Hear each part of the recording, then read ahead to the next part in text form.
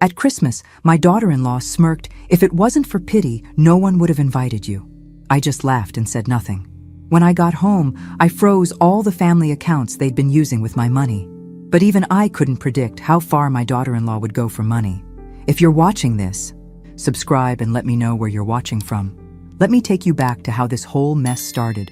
I'm Margaret, and at 64, I thought I'd earned the right to enjoy my golden years. My husband Robert died 2 years ago, leaving me comfortably well off, but devastatingly lonely. When my son David and his wife Jessica started struggling financially, helping them felt natural. After all, what's money for if not to help family?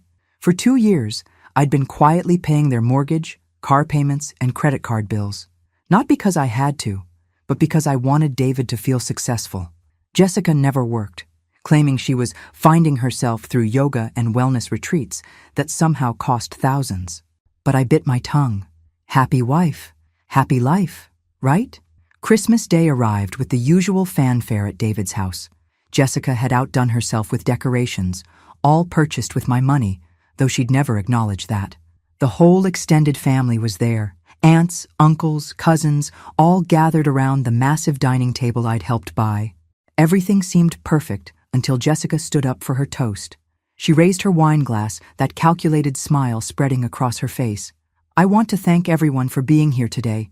Family is so important, especially for those who have nowhere else to go." Her eyes locked on mine. "We're just so blessed to be able to open our hearts and home to those in need. Margaret, we know how lonely you've been since Robert passed, and honestly, if it wasn't for pity, no one would have invited you anywhere for the holidays." The room went dead silent. I could feel every pair of eyes on me, watching for my reaction. David looked mortified, but said nothing. Nothing. My own son sat there like a statue while his wife publicly humiliated me. I smiled sweetly and raised my water glass. "How thoughtful of you, Jessica. I'm truly grateful for your honesty." Inside, I was calculating exactly which accounts needed to be frozen first. The rest of dinner passed in a blur. Jessica continued playing the gracious hostess while I mentally cataloged every payment I'd made on their behalf. The house they were so proud of, my down payment, the cars in their driveway, my monthly payments, her yoga classes and spa treatments, my generosity. When I got home that evening, I sat at my kitchen table with my laptop and started making calls. First, I contacted my bank and froze the automatic transfers to David's mortgage company. Then I called the credit card companies and removed myself as the guarantor on their accounts. By the time I finished, it was nearly midnight. I poured myself a glass of wine and sat back, feeling oddly calm. Jessica wanted honesty? She was about to get more than she bargained for. My phone started ringing at 8 the next morning. "Mom, what the hell did you do?"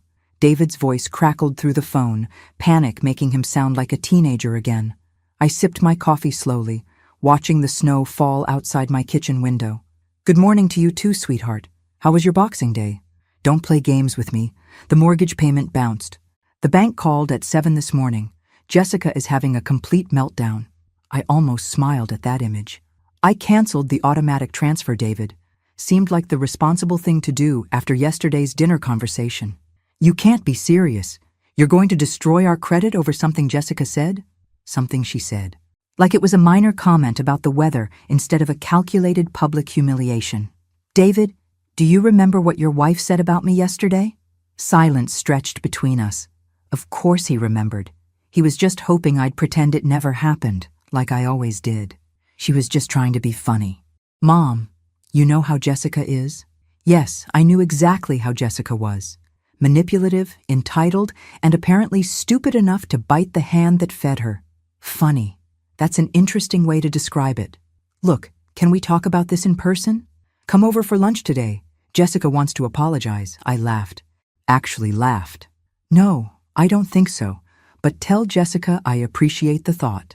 After hanging up, I decided to do a little research. Jessica had always been vague about her background, claiming she came from a complicated family situation. David, ever the white knight, had never pressed for details. But I had resources now, and more importantly, I had motivation. A private investigator I'd found online quoted $800 for a comprehensive background check within 72 hours. I sent the payment immediately, knowing I needed professional-grade information, not just internet searches.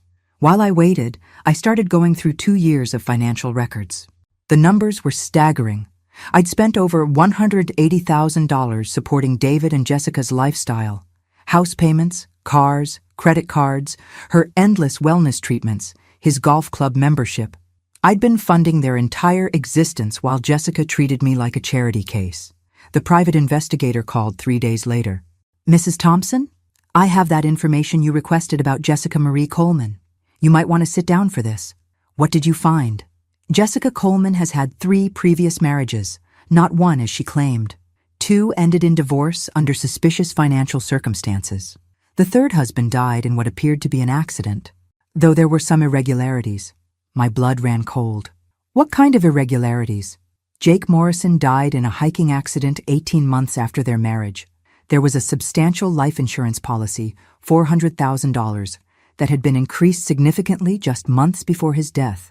The insurance company investigated, but found no grounds to deny the claim. I gripped the phone tighter. What else? She has 2 children from her first marriage, boys now ages 12 and 14. She abandoned them when they were 7 and 9, about 5 years ago. She owes approximately $28,000 in back child support. Children. Jessica had children she'd abandoned, and David knew nothing about it. My son, who desperately wanted kids, was married to a woman who'd walked away from her own. That evening, David showed up at my door, unannounced. He looked terrible, exhausted and stressed. Part of me wanted to mother him, to fix everything like I always had. But the larger part, the part that remembered Jessica's smirk, held firm.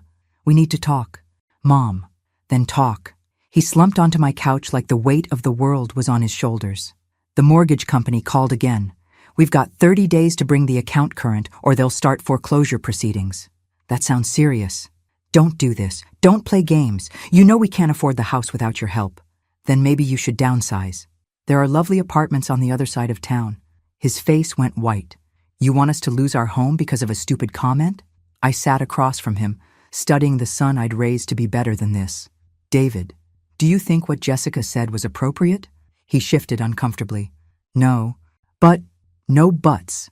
Do you think I deserve to be humiliated in front of our entire family?"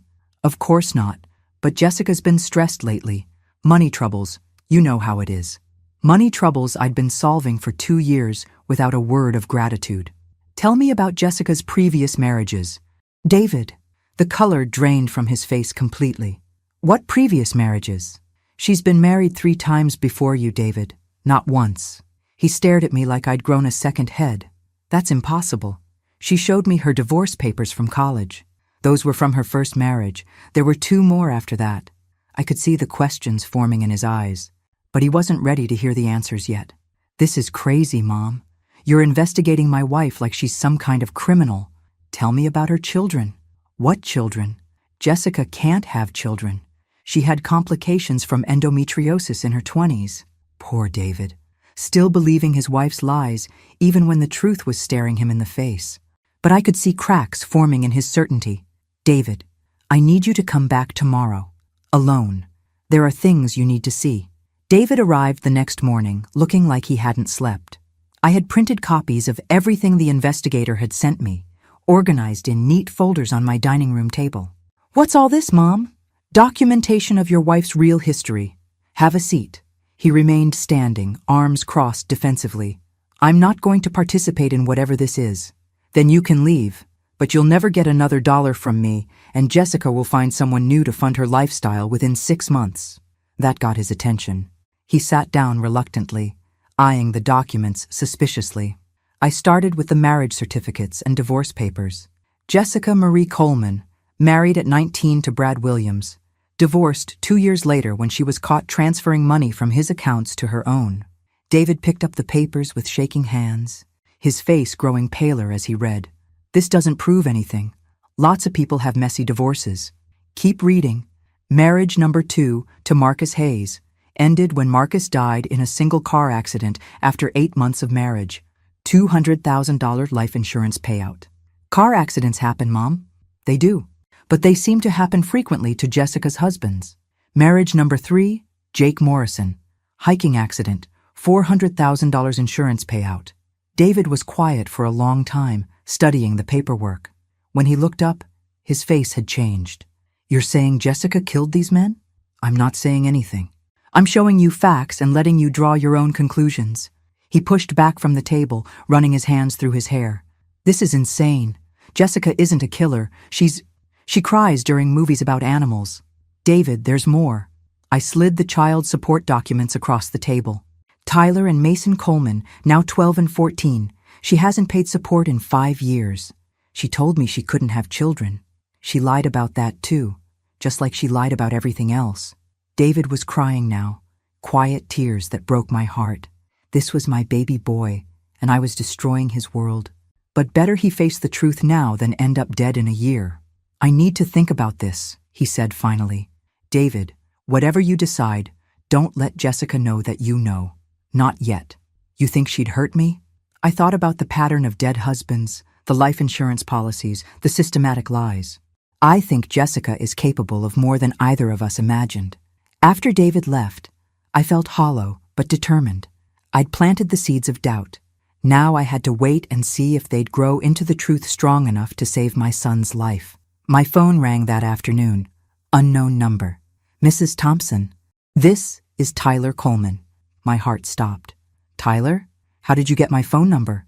My dad hired a private investigator to find our mom. We know she married your son. I called your son's house, and a neighbor gave me your number. Tyler sounded older than his 12 years, too familiar with adult problems. Tyler, you shouldn't be calling me directly. This is complicated. Mrs. Thompson, my mom is dangerous. She hurt people, including us. Are you going to help her hurt your son too? What do you mean she hurt you? She used to hit us when she got angry about money, and she made us lie to people about who we were. But mostly she scared us. Dad says she owes us money, but we just want her to stay away from us. After we hung up, I sat in my kitchen staring at the phone. Jessica had not only abandoned her children, but abused them. Now she was targeting my son with the same calculating cruelty. I called David immediately. I need you to come over tonight. There's someone you need to hear from.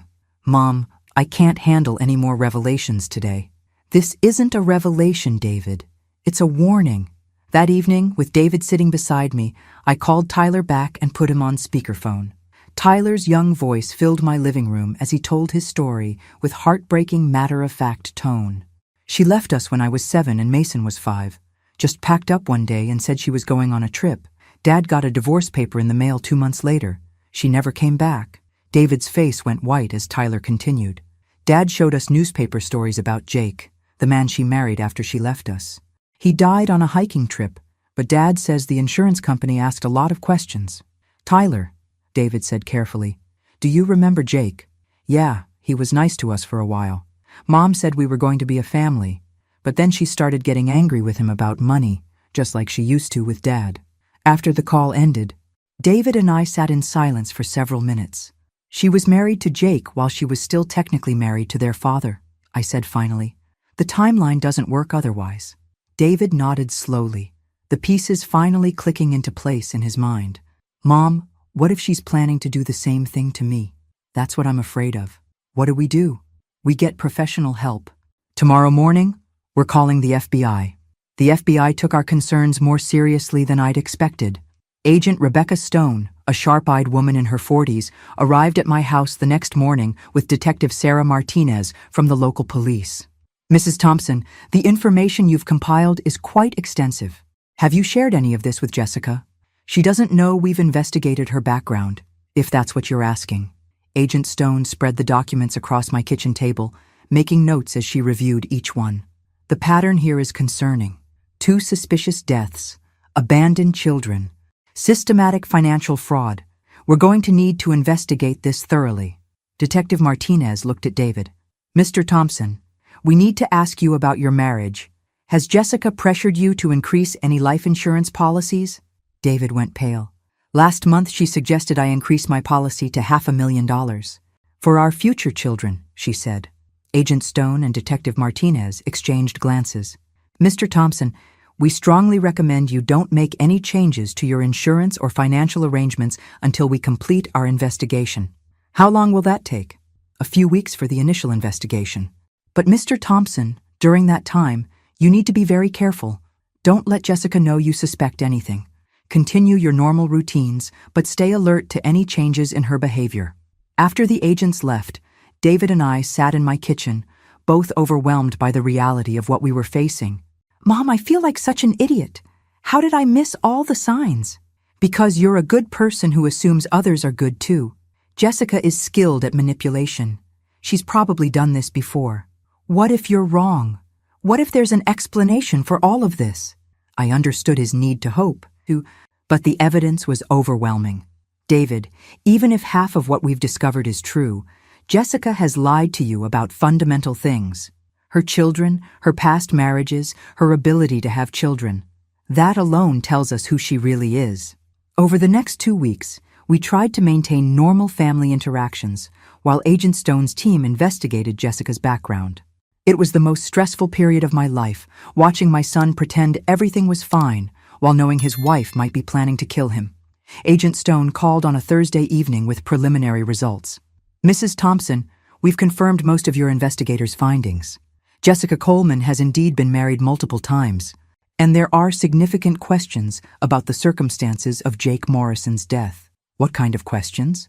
The hiking area where Jake died had several witnesses that day who saw Jessica and Jake arguing about money. Jake was an experienced hiker, but he apparently fell from an area with stable footing. The medical examiner noted some inconsistencies, but couldn't definitively rule it homicide. My blood ran cold. What about the insurance investigation? The insurance company suspected fraud but couldn't prove it. However, they did note that Jessica had increased Jake's policy by $200,000 just 3 months before his death, claiming they were planning to start a family. The pattern was becoming clear. Jessica married men, isolated them from their support systems, increased their life insurance, then eliminated them when they became suspicious or troublesome. Agent Stone, is my son in immediate danger? We believe so. Mrs. Thompson, we need to move quickly. We're going to arrange for Jessica's arrest, but we need David's cooperation to make the charges stick. That night, Agent Stone met with David and me to plan Jessica's arrest. The strategy was complex. David would wear a wire during a conversation designed to get Jessica to reveal information about her past or her plans. This is dangerous, Agent Stone warned. If Jessica suspects David knows the truth, she might act immediately. David's voice was steady when he answered. I won't let her hurt anyone else. If she killed Jake and abandoned her own children, she needs to be stopped. The next evening, David came home with flowers and wine, playing the role of the devoted husband. Agent Stone and her team were positioned around the house, listening to every word through David's concealed microphone. Jessica, we need to talk about our future, David said, pouring wine for both of them. What about our future, honey? I've been thinking about life insurance, estate planning, all that responsible husband stuff. I was listening from the surveillance van, my heart pounding as David carefully guided the conversation toward the topics we needed Jessica to address. That's wonderful, David. I've been thinking about that too, especially after what happened to poor Jake. David kept his voice casual. Jake? You've never mentioned anyone named Jake. There was a pause, then Jessica's laugh, too bright and forced. Did I say Jake? I meant my friend's ex-husband. Such a sad story. But the slip was enough, combined with the evidence we'd gathered and the testimony from Jessica's abandoned children. Agent Stone had enough to make an arrest. The following morning, as Jessica returned from her yoga class, Agent Stone and Detective Martinez were waiting in my driveway. Jessica Coleman, you're under arrest for insurance fraud and suspicion of murder. Jessica's arrest made the local news within hours. Local woman arrested in multi-state murder investigation ran across the evening broadcast, complete with photos of Jessica being led away in handcuffs. But I knew this was just the beginning. Agent Stone called me that evening with an update. Jessica isn't talking, but her lawyer is already claiming this is all circumstantial evidence. We need more to make the murder charges stick. What about Tyler and Mason?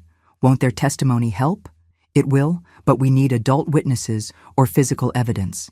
Kids' memories can be challenged in court, especially traumatic memories from years ago. I felt frustrated, but not defeated.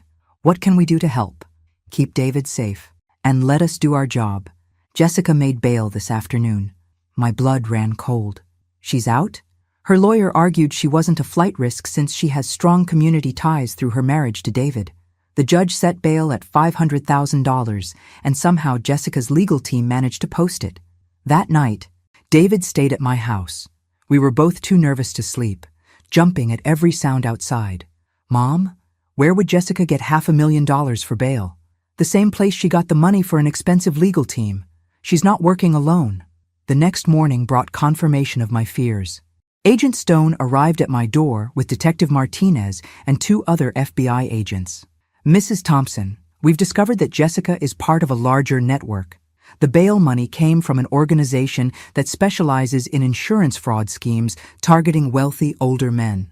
How many people are we talking about? We're not sure yet.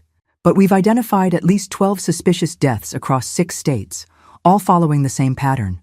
Attractive women marry wealthy men, then arrange accidents after increasing life insurance policies. David sank into a chair. So I was just another target. Actually, Mr. Thompson, you were different. Most of their targets are men over 60 who are socially isolated. You're younger and have family who pay attention. That might be why Jessica was taking longer than usual to execute her plan. Detective Martinez added, "We believe Jessica was supposed to eliminate you within the first year of marriage, but your mother's involvement complicated their timeline." I felt a chill, realizing that my financial support had actually protected David by making Jessica overconfident and slower to act. Agent Stone continued, "The problem is, now that Jessica knows we're investigating, she's become desperate. Desperate people make dangerous choices." As if summoned by our conversation, my phone rang. Jessica's name appeared on the caller ID. "Don't answer it," Agent Stone said immediately. "Let it go to voicemail." We waited in tense silence as my answering machine picked up.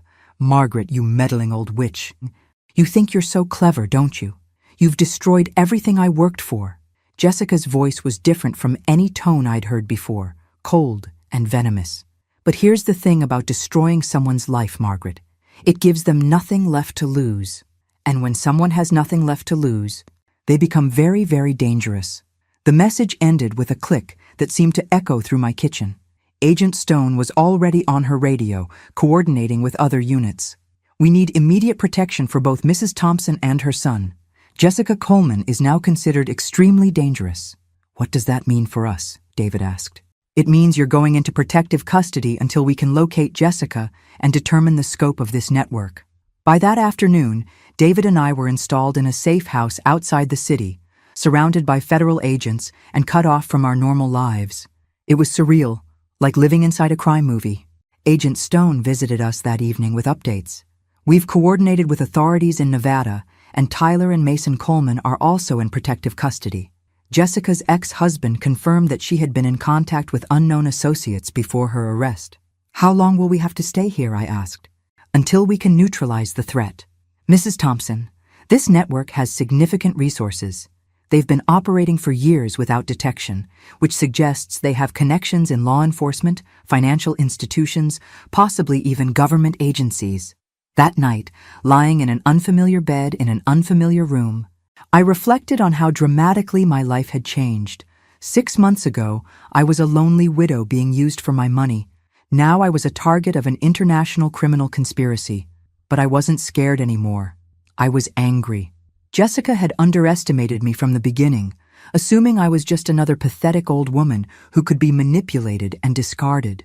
She had no idea that investigating her had awakened something fierce and determined in me. Tomorrow, I decided, I was going to fight back.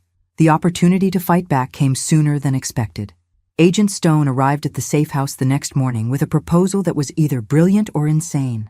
"Mrs. Thompson, we've intercepted communications suggesting that Jessica is planning to flee the country. But first, she wants to eliminate the witnesses who can testify against her. Meaning us. Meaning you, specifically. David is secondary. You're the one who uncovered the network, gathered the evidence, convinced David to cooperate. In Jessica's mind, you're the primary threat." Agent Stone spread surveillance photos across the safe house table. "We know Jessica is meeting with associates tonight to plan your elimination. We want to use that against her." "How?"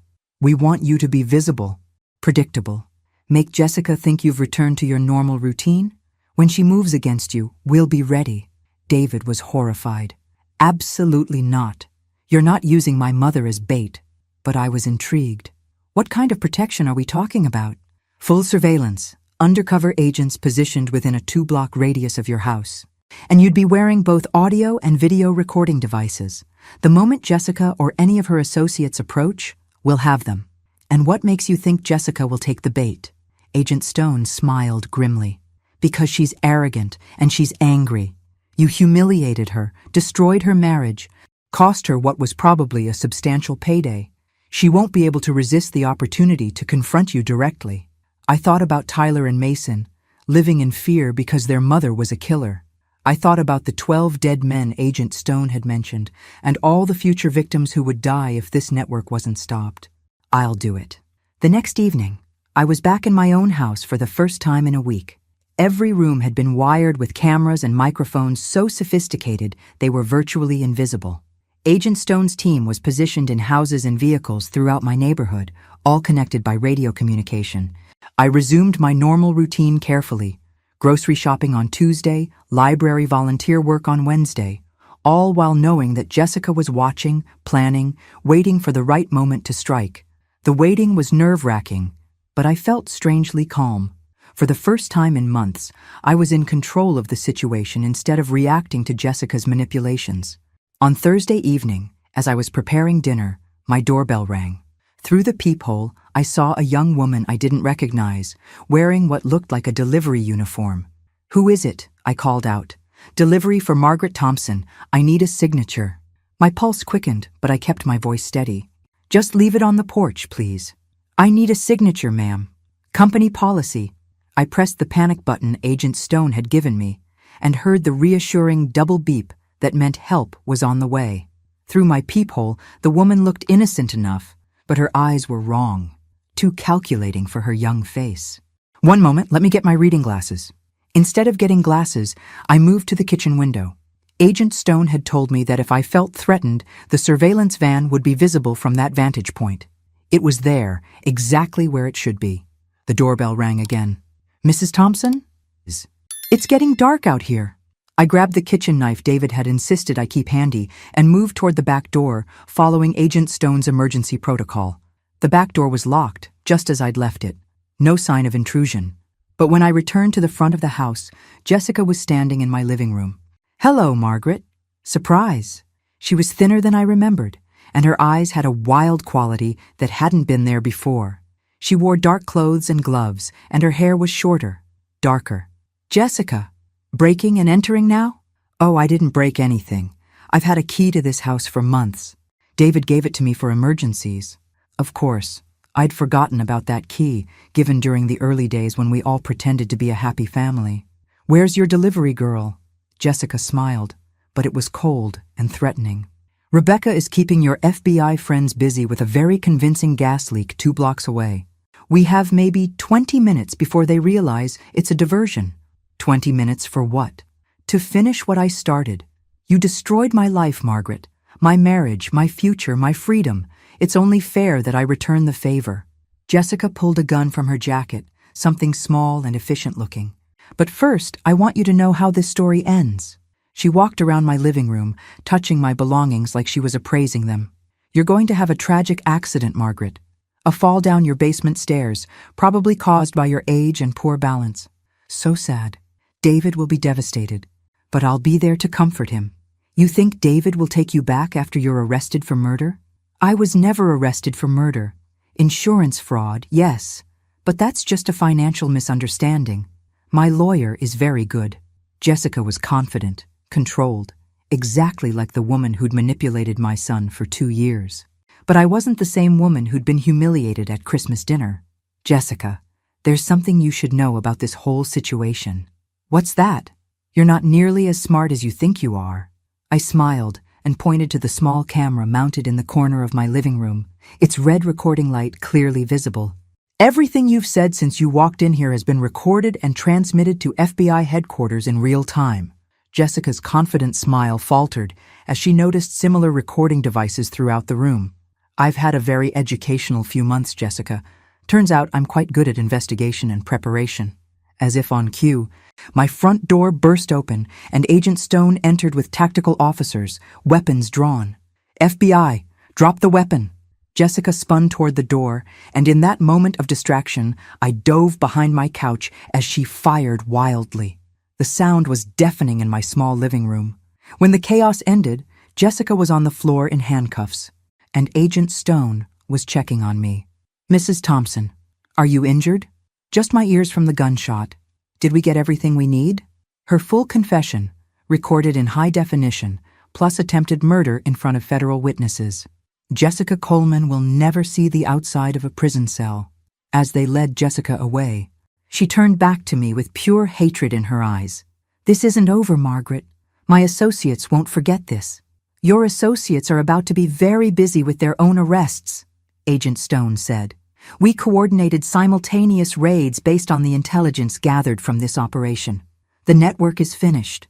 That night, finally safe in my own home, I reflected on the incredible journey I'd lived through. It had started with humiliation at a Christmas dinner and ended with me helping to dismantle a criminal conspiracy. Most importantly, I'd discovered that I was far stronger and more capable than I'd ever imagined. Jessica had tried to use me, manipulate me, and ultimately kill me. She'd picked the wrong widow. The Christmas Revenge, chapters 7-11, corrected. 6 months after Jessica's arrest, I thought the nightmare was over. I was wrong. Agent Stone called me on a Tuesday morning, her voice carefully controlled but tense underneath. Mrs. Thompson, Jessica Coleman's appeal was successful. Her conviction was overturned on a technicality. My coffee cup froze halfway to my lips. What kind of technicality? Her new legal team argued that the recording devices in your home were installed without proper warrants. The judge ruled that her confession was inadmissible. I sank into my kitchen chair, overwhelmed by the implications. What does that mean? Jessica was released yesterday morning. We still have the insurance fraud charges, but without her confession about the murders, our case is significantly weakened. She's free? Temporarily. But Mrs. Thompson, there's something else. We've been monitoring Jessica's communications since her release. She's been in contact with people we believe are part of her network. Agent Stone explained that during Jessica's 6 months in prison, investigators had traced connections to similar operations across the country, but they'd been careful, communicating through lawyers and encrypted messages. The network is still active, and now they know we're watching them. That makes them more dangerous, not less. What kind of danger are we talking about? Jessica blames you for everything that happened to her. Her marriage, her arrest, the exposure of her network. In her mind, you're responsible for destroying her life. I thought about the hatred in Jessica's eyes as they'd led her away from my house. What precautions should we take? We're recommending that you and David temporarily relocate until we can assess the threat level. By that evening, David and I were back in protective custody, but this time felt different. We weren't waiting for Jessica to make a move. We were hiding from someone who had months to plan her revenge. Agent Stone visited us at the safe house with disturbing updates. We've intercepted fragments of communications suggesting Jessica's network has resources we didn't fully understand. Financial backing, legal connections, possibly corrupt law enforcement contacts. How is that possible? This organization has been operating for over a decade.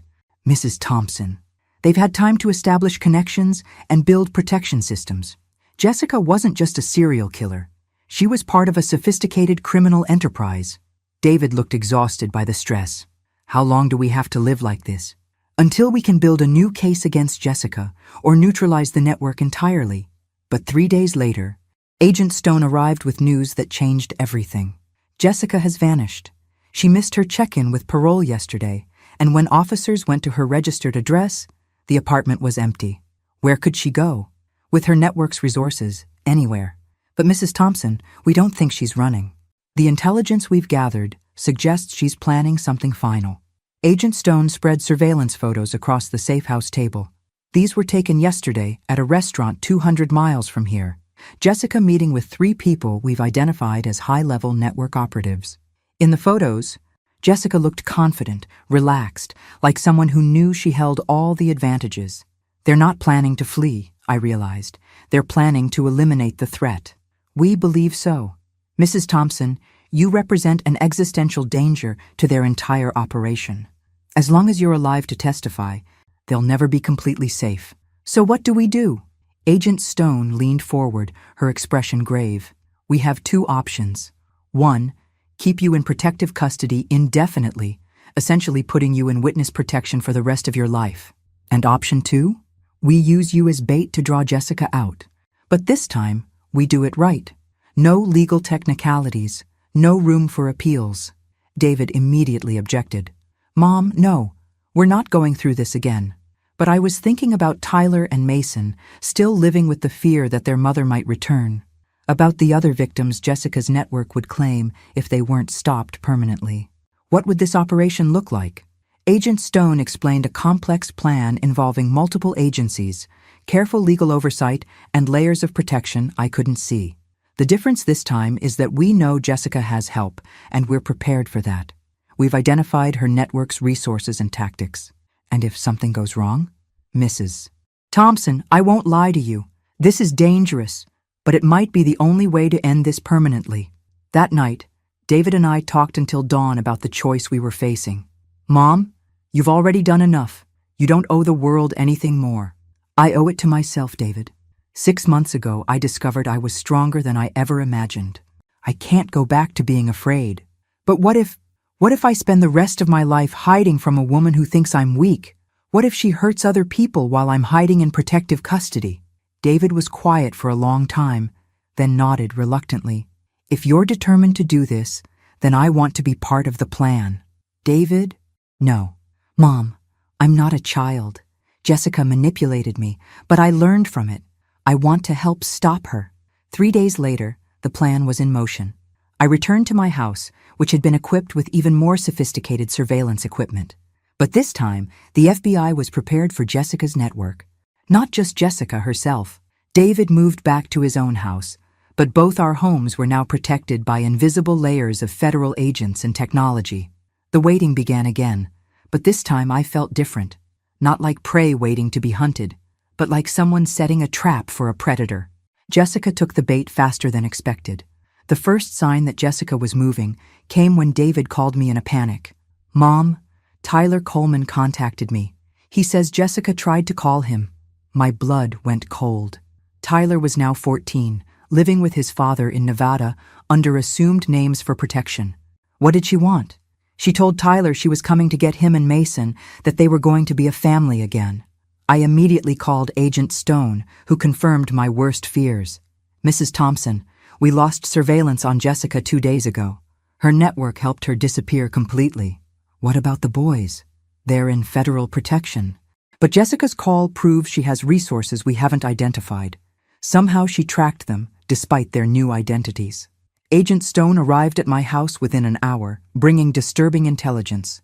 Jessica isn't working alone anymore. We believe she's being directed by someone higher up in the network. Someone with access to federal databases and protection programs. Someone in law enforcement? Possibly. Mrs. Thompson, this network has tentacles we're still discovering. That evening, as I was preparing dinner, Tyler called me directly. Mrs. Thompson, I had to sneak away to call you. Mom contacted us yesterday. Tyler, you should be talking to the FBI, not me. I tried, but the agents here don't believe how dangerous she is. They think she's just a sad woman trying to reconnect with her kids. My heart sank. If federal protection wasn't taking Jessica seriously, Tyler and Mason were in real danger. What did she say to you? She wanted us to meet her somewhere. Said she had money for us, that she'd changed.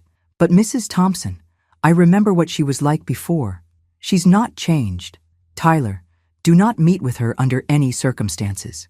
I wasn't planning to, but Mrs. Thompson, there's something else. Mom knew things about where we're staying, details she shouldn't know. That confirmed Agent Stone's fears about network infiltration of federal systems. Tyler, I need you to do exactly what I'm about to tell you. I gave Tyler Agent Stone's direct number and a code word that would immediately escalate his protection level.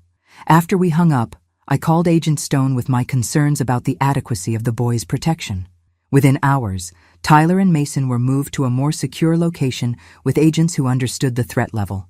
But Jessica's attempt to contact her children told us something important. She was getting desperate, making moves that exposed her location and resources. This is good news, Agent Stone explained during our evening briefing. Desperate criminals make mistakes. What kind of mistakes? The call to Tyler was traced to a cell tower in Pennsylvania. We're coordinating with state and local authorities to sweep the area. But I had a feeling Jessica was smarter than that. Agent Stone, what if contacting Tyler wasn't a mistake? What if it was a distraction? What do you mean? Jessica knows you're monitoring communications with her children. She had to know that call would be traced. What if she's drawing resources away from the real target? Agent Stone's expression went grim. You think she's using her own children as a diversion while she moves against you? I think Jessica is exactly that calculating. As if summoned by our conversation, motion sensors around my house began alerting. Agent Stone was immediately on her radio, coordinating with the surveillance teams positioned throughout my neighborhood. Mrs. Thompson, someone is probing your security perimeter, multiple contacts, professionally coordinated. This wasn't Jessica acting alone anymore. This was a military-style operation. Agent Stone, how many people are we talking about? At least 6, possibly more.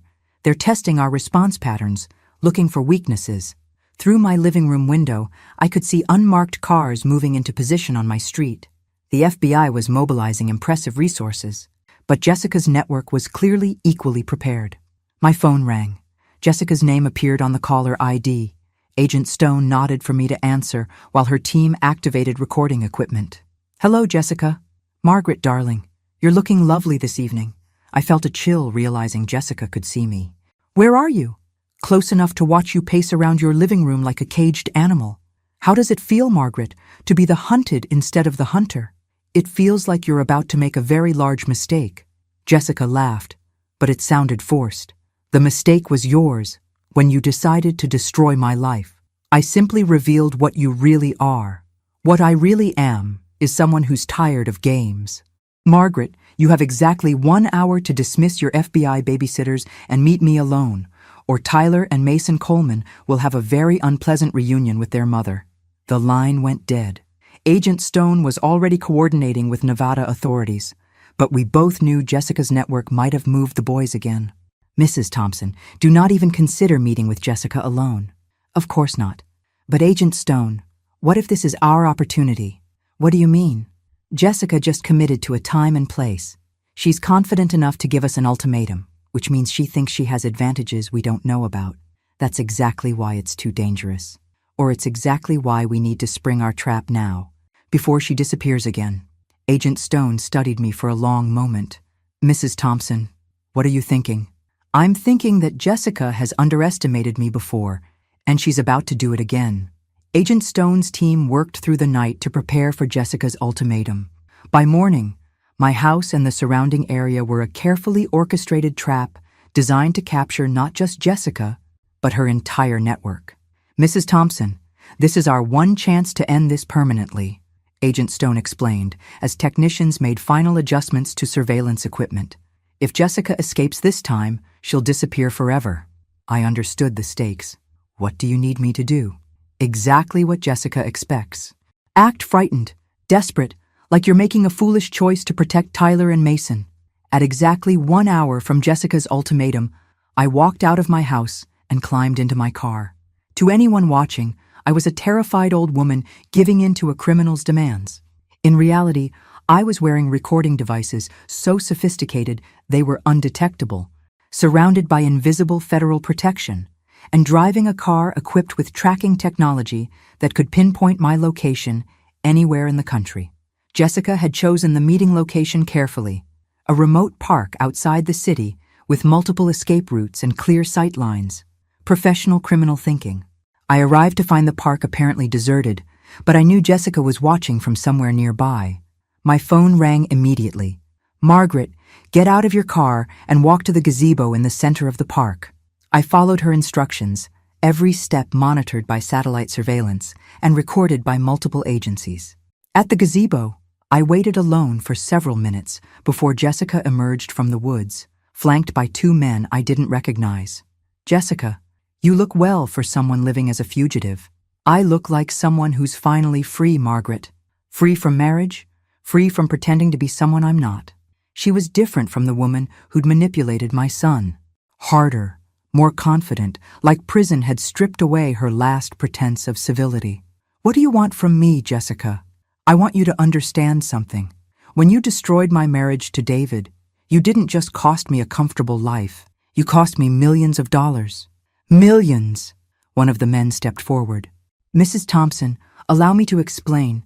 Jessica was part of a carefully planned operation targeting your son. His life insurance, combined with his inheritance from you, would have yielded approximately $2.8 million. I realized these weren't just Jessica's criminal associates. They were business partners who'd invested in her marriage to David.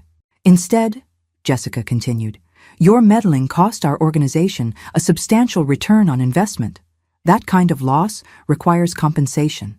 "What kind of compensation?" The second man smiled coldly. "Your estate is worth approximately $1.2 million, Mrs. Thompson. We're prepared to accept that as partial payment for our losses." "And if I refuse?" Jessica's mask finally slipped completely. "Then Tyler and Mason Coleman die, followed by your son David, followed by you. But Mrs. Thompson, we'd prefer to handle this as a business transaction." She pulled out papers that looked like legal documents. "These transfer ownership of all your assets to a shell company controlled by our organization. Sign them and everyone lives. Refuse and everyone dies." As I pretended to consider their offer, I was actually buying time for Agent Stone's team to position themselves. Through my concealed earpiece, I could hear coordinated movement closing in on our location. "Jessica, I have a counteroffer. You're hardly in a position to negotiate, aren't I?" I smiled and looked directly at the surveillance camera I knew was positioned in the gazebo's rafters. "Everything you've said in the last 10 minutes has been recorded by federal agents." Jessica's eyes widened as she followed my gaze and spotted the hidden camera. "Moreover," I continued, "Tyler and Mason Coleman are safe in federal custody. Your organization's assets have been frozen by multiple agencies, and you are currently surrounded by armed federal agents." As if on cue, Agent Stone's voice echoed across the park through speakers. "This is the FBI. You are surrounded. Lay down your weapons and place your hands on your heads." Jessica's business partners immediately drew guns, but they were vastly outgunned. Within seconds, tactical officers emerged from concealment positions throughout the park. "Jessica Coleman, you're under arrest for kidnapping, extortion, and conspiracy to commit murder." As federal agents moved in, Jessica looked at me with something that might have been respect. "You cunning old woman. When did you become so dangerous?" "The moment you underestimated me." Jessica was led away in handcuffs, but this time there would be no legal technicalities, no overturned convictions. The evidence was overwhelming and properly obtained. Agent Stone joined me in the gazebo as the scene was secured. "Mrs. Thompson, how did you know we had enough evidence for conspiracy charges?" I didn't know, but Jessica's business partners provided the missing piece when they explained their financial motivation. That made this a federal racketeering case, not just attempted murder. "You should consider a career with the Bureau." I laughed, feeling lighter than I had in months. "Thank you, but I think I've had enough excitement for several lifetimes." But as the federal agents processed the crime scene, I realized this victory was bigger than just stopping Jessica. We'd dismantled an entire network that had been preying on vulnerable people for years. That evening, Agent Stone called with final updates. "The two men with Jessica have provided information about the organization's structure in exchange for plea deals. We expect to make arrests in 12 states over the next week." "What about Jessica?" "Life in prison, no possibility of parole. The conspiracy charges alone carry mandatory sentencing, and we have her confession on federal recording equipment." Tyler called me that night from his secure location. "Mrs. Thompson, Agent Stone told us what happened. You stopped our mom permanently this time." "We all stopped her, Tyler. Your courage in calling me, your testimony about her past, all of it was essential. What happens to us now? Now you get to live normal lives without being afraid. You get to choose who you become, without your mother's shadow hanging over you." After we hung up, I sat in my living room reflecting on the incredible year I'd lived. It had started with humiliation at a Christmas dinner and ended with me helping to dismantle a criminal organization that had killed dozens of people. Most importantly, I discovered that I was far more resilient and capable than anyone had ever imagined, including myself. Jessica's greatest mistake wasn't underestimating my love for David or my determination to protect him. Her greatest mistake was assuming that quiet people are weak people. 6 months after Jessica's final arrest and conviction, I thought I could finally return to a normal life. But normal had changed for me in ways I was still discovering. The media attention had been overwhelming. Grandmother Brings Down Murder Network made national headlines, and suddenly, everyone wanted to interview the 65-year-old widow who'd exposed an international criminal conspiracy. I declined most interview requests, but I did agree to speak with a journalist from 60 Minutes. I wanted people to understand that anyone could be targeted by predators like Jessica, and that loneliness and grief made people vulnerable to manipulation. "What would you tell other people who might be in similar situations?" the reporter asked. "Trust your instincts. If something feels wrong about someone's story, investigate. Don't ignore red flags because you want to believe someone cares about you. And most importantly, don't be afraid to ask for help." The interview aired on a Sunday evening, and by Monday morning, my phone was ringing constantly. People from across the country calling to share their own stories of financial exploitation by family members, romantic partners, or supposed friends. Many of the stories were heartbreakingly similar to my own experience. Older people being used for their money, then discarded or threatened when they tried to assert boundaries. Agent Stone called with an unexpected proposition. "Mrs. Thompson, the Bureau would like to consult with you on developing training materials for investigating financial exploitation of seniors. I'm flattered, but I'm not qualified to train federal agents. You're more qualified than you think. You identified patterns and connections that our investigators missed.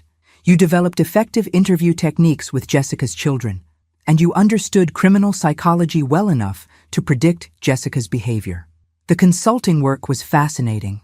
I helped develop protocols for recognizing organized exploitation networks and techniques for encouraging victims to come forward with information. More personally, the experience had transformed my relationship with David. We'd gone through something traumatic together, and it had created a bond of mutual respect I'd never experienced with my adult son. "Mom, I've been thinking about everything that happened," he said during one of our weekly dinners. "I realized I never really saw you as a complete person before. You were just Mom, someone who was supposed to take care of everyone else. And now? Now I see you as Margaret Thompson, who happens to be my mother, but who also has her own strength, intelligence, and courage." David had started dating again, much more carefully this time. Sarah Martinez, Detective Martinez's sister, was a teacher who'd been through her own difficult divorce and understood the importance of taking relationships slowly. "I'd like you to meet her," David said. "She's nervous about meeting the woman who took down a criminal network. Tell her I'm much more impressed by people who teach children than by people who catch criminals." When I met Sarah the following week, I immediately liked her. She was warm, genuine, and clearly smitten with my son. But more importantly, David was different around her. More himself, more relaxed, like he wasn't trying to prove anything. "David told me about everything you went through," Sarah said, as we prepared dinner together. "You must have been terrified. Parts of it were terrifying, but mostly I was angry. Jessica thought she could use me and my family, then throw us away when we were no longer useful. What made you decide to fight back instead of just accepting it?" I thought about that question seriously. I think I finally understood that being kind doesn't mean being weak, and being generous doesn't mean being stupid. Tyler and Mason came to visit me that autumn. They were 15 and 17 now, both taller and more confident than the scared children I'd first spoken with on the phone. "Mrs. Thompson," Tyler said as we sat in my garden, "we wanted to thank you for stopping our mom before she hurt more people, and for helping us understand that we don't have to be like her." Mason added quietly. "What do you want to be like?" Tyler smiled. "I want to be someone who helps people instead of hurting them, maybe a counselor or social worker." "I want to be a teacher," Mason said, "like David's girlfriend Sarah." It struck me that these boys had taken their mother's criminal legacy and transformed it into motivation for helping others. They were proof that people could choose their own path regardless of where they came from. My phone rang that evening. Agent Stone. "Mrs. Thompson, I have news about the network investigation." "Good news or bad news?"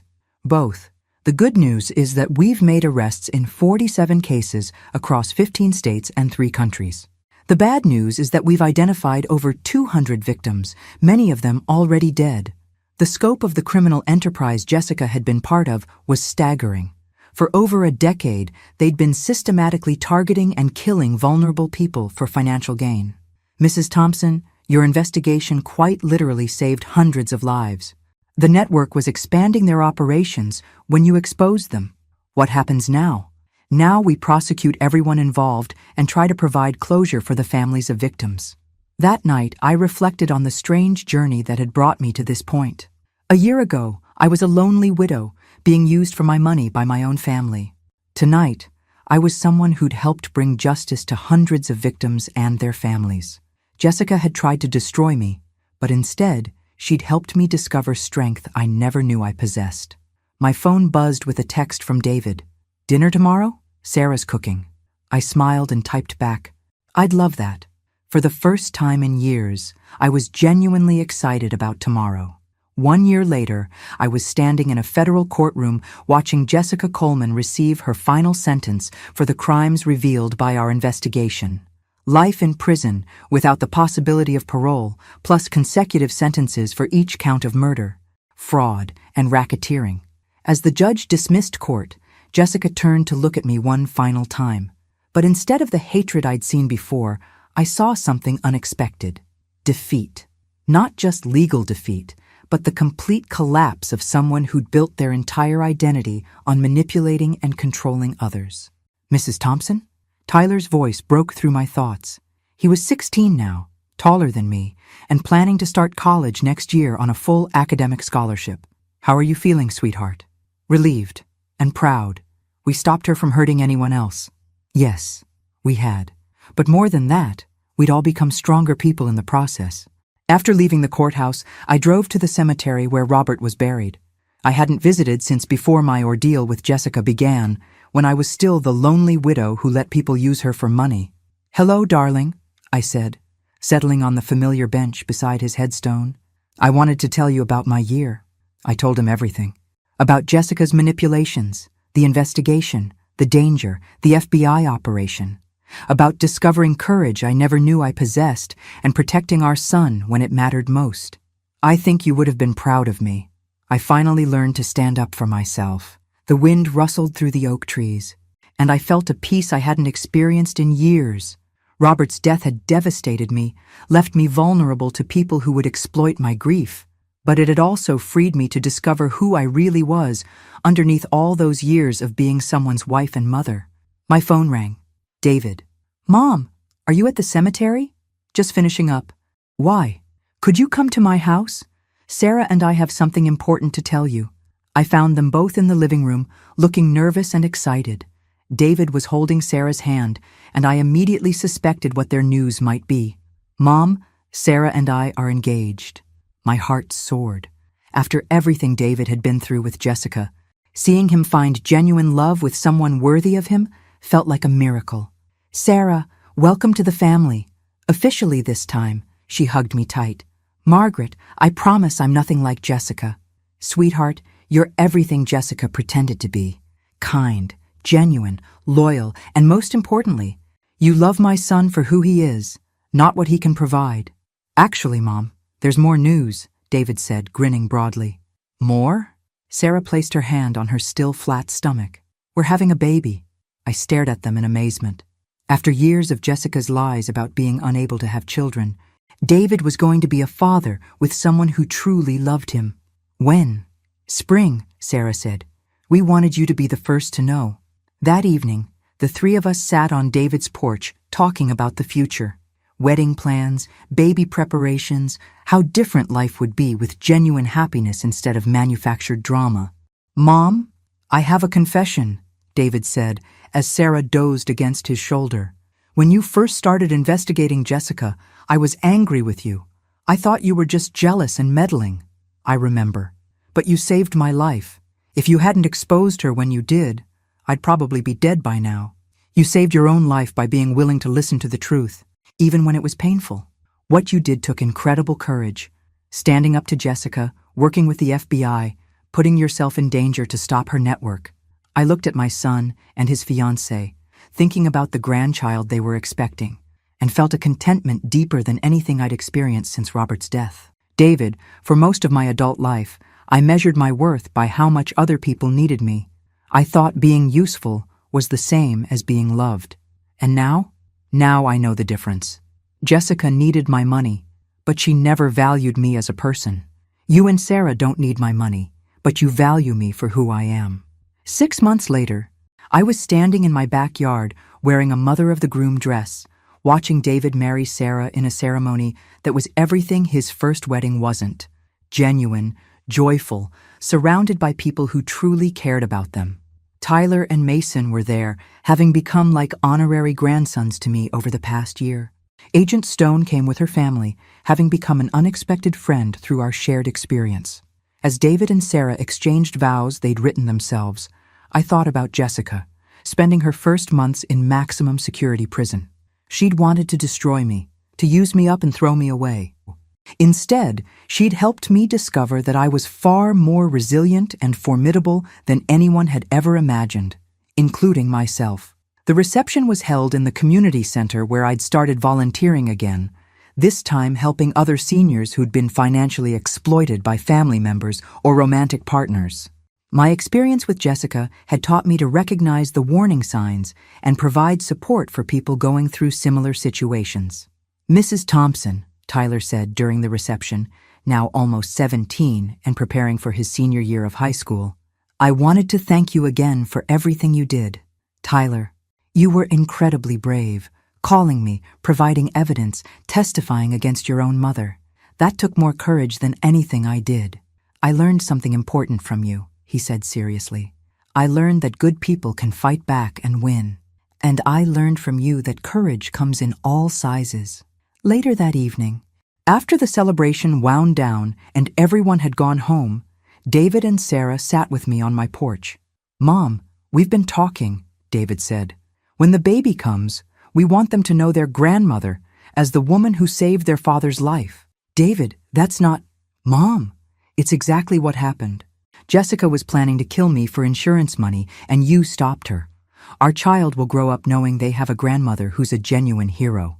As I drifted off to sleep that night, I reflected on the incredible transformation I'd experienced. Jessica had tried to reduce me to a convenient source of money, then eliminate me when I became inconvenient. But she'd picked the wrong widow.